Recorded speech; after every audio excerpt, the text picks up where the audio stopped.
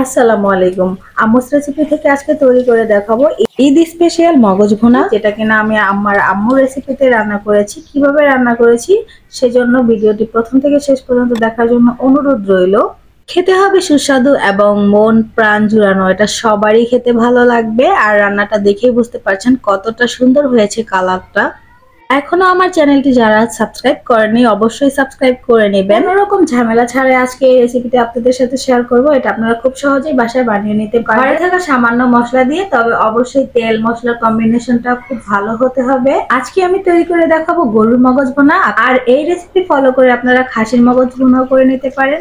গরুর একটি আস্ত মগজ নিয়েছি আর এটাকে খুব ভালো করে আমি ধুয়ে পরিষ্কার করে নিয়েছি। রান্নার আগে এটাকে আমি সেদ্ধ করে নেব। এই জন্য একটি পাত্রে আমি মগজটা সিদ্ধ হওয়ার জন্য দিয়ে দিব পরিমাণ মতো পানি।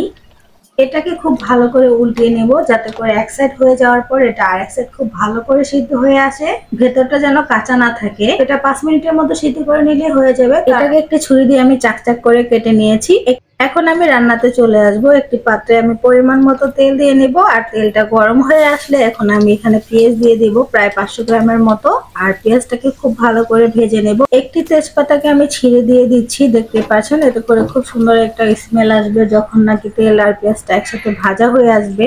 আর এখানে আমি 1 বাটি আদা রসুনের পেস্ট দিয়ে 2 থেকে 3 মিনিট একটু ভেজে নেব যাতে করে আদা রসুনের কাঁচা গন্ধটা চলে যায় এবং খুব সুন্দর একটা স্মেল আসে। এখানে আমি 3 টুকরো এলাচি, দারচিনি, 2টা লবঙ্গ দিয়েছি। আর দিয়ে দেবো 1 চামচ হলুদ গুঁড়ো, 1 চামচ মরিচ গুঁড়ো। এটা আপনারা কমিয়ে বাড়িয়ে নেবেন ঝালটা। তো আমি এখানে দিয়ে দিলাম স্বাদ মতো লবণ। এগুলোকে একটু ভালো করে মিশিয়ে নিচ্ছি। যখন মেশানো হয়ে যাবে তখন কষানোর জন্য দিয়ে দিব পরিমাণ মতো পানি। আর আমরা মশলাটা খুব ভালো করে কষিয়ে নেব যাতে করে তেল উঠে আসে। তখনই বুঝতে পারবেন মশলাটা কষানো হয়ে গিয়েছে। মশলাটা যদি ভালো করে কষানো না হয় সেক্ষেত্রে মশলার গন্ধ আসবে। তো এখানে আগে থেকে কেটে রাখা মগজগুলো আমি দিয়ে দিলাম। তারপরে ভালো করে একটু নাড়িয়ে চাড়িয়ে মিশিয়ে নিচ্ছি। 2 থেকে 3 মিনিট একটু আমি কোনো রকম পানি ছাড়াই ভাজবো।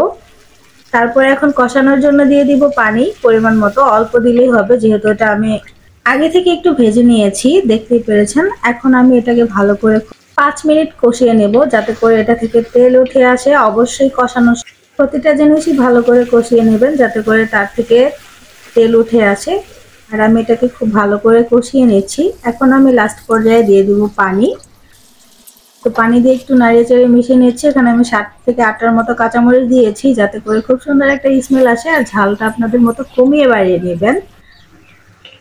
তো এটাকে আমি অপেক্ষা করছি রান্নাটা হয়ে আসার জন্য। যখন দেখবো আমি পানিটা শুকিয়ে আসছে তখন আমি আবার একটু নেড়ে চেড়ে দেবো যাতে করে নিচ থেকে লেগে না আসে। আর আমার রান্নাটা প্রায় শেষ হয়ে গিয়েছে। নামানোর আগে আমি জিরে গুঁড়ো দিয়ে দেবো 1/2 চামচের মতো, দেখতেই পাচ্ছেন। আর মাংস যে কোনো মাংস রান্না শেষে আমি জিরে গুঁড়োটা ব্যবহার করি। তো দেখতেই পাচ্ছেন আমার রান্নাটা শেষ হয়ে গিয়েছে। গরম গরম ভাত খাওয়ার জন্য তৈরি হয়ে গেল মগজ ভুনা। আপনারা এটাকে রুটি দিয়েও খেতে পারেন, অবশ্য আমার একটু ভাত দিয়ে ভালো লাগে। আমার রেসিপিটা যদি আপনাদের ভালো লাগে অবশ্যই ফ্রেন্ডস এবং ফ্যামিলির সাথে শেয়ার করে নেবেন। আর ভালো লাগলে কমেন্ট করে জানিয়ে দিবেন। নতুন নতুন রেসিপি দেখার জন্য আমার চ্যানেলের সাথেই থাকবেন সেই প্রত্যাশা নিয়ে আজকের মতো বিদায় নিচ্ছি। ধন্যবাদ সবাইকে। আসসালামু আলাইকুম।